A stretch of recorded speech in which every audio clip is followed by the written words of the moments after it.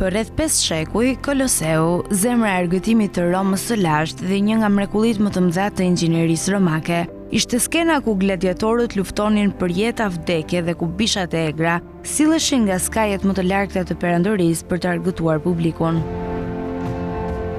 Në tribunat e tij, me një kapacitet prej rreth 50.000 spektatorësh, qytetarët e të gjitha shtresave brohorisnin, ndërsa në arenë funksiononte një sistem i ndërlikuar domash, kafazesh dhe mekanizmash që ngrinin kafshët e luftëtarët drejt dritës së diellit. Por pas rënies së perandorisë romake, heshtja rambi arenën, në shekullin e 6 pas Krishtit, Koloseu humbi funksionin e tij dhe u la në mëshirën e kohës. Gradualisht ai u kthye në burim materialin ndërtimor për një Rom që po rilindte në mënyra të tjera. Gurët e bardhë të travertinit u hoqën nga muret dhe u përdorën për ndërtimin e pallateve papnore, kishave dhe ndërtesave madhështore.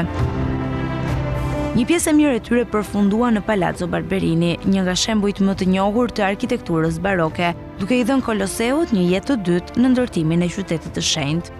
Në shekullin e 13, kur Roma ishte kthyer në një mozaik fortesash fisnike, familja Frangipane ndërtoi një pallat brenda vet Koloseut. Harqet e mëdha u kthyen në hyrje shtëpish, korridoret u mbushën me jetë dhe për disa shekuj, arena u bë një lagje e vogël e banuar, me shtëpi, punishte e madje edhe një kishë të vogël.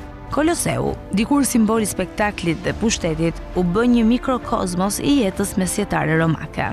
Por më shumë se dora e njeriut ishte natyra që rrëzoi këtë gjigant. Tërmetet e një pasnjëshme, në vitet 442, 484, 851, 1231, 1255, 1349 dhe 1703, e shkundën strukturën duke e dëmtuar rënd. Ai i vitit 851 shembi 2 rreshta harqesh në anën jugore, duke i dhënë pamjen asimetrike që ruan ende sot. Rënojat u përdorën sërish si burim guri dhe për shekuj të tërë, Koloseu u bë një gurore e heshtur që ushqente ndërtimet e Romës së re.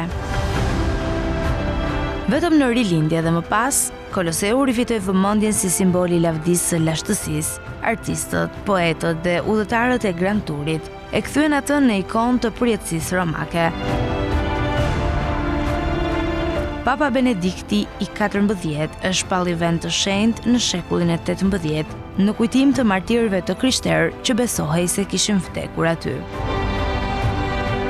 Sot megjithse i plagosur dhe i coptuar nga shekujt, Koloseu qëndron krenar, një dëshmi e gjallë e fuqisë, rënies dhe rilindjes së Romës. Ai mbetet jo vetëm monumenti më i madh i botës antike, por edhe një metafore pavdekshme e vetë qytetërimit njerëzor që ngrihet, shembet dhe ringrihet sërish nga gërmatat e veta.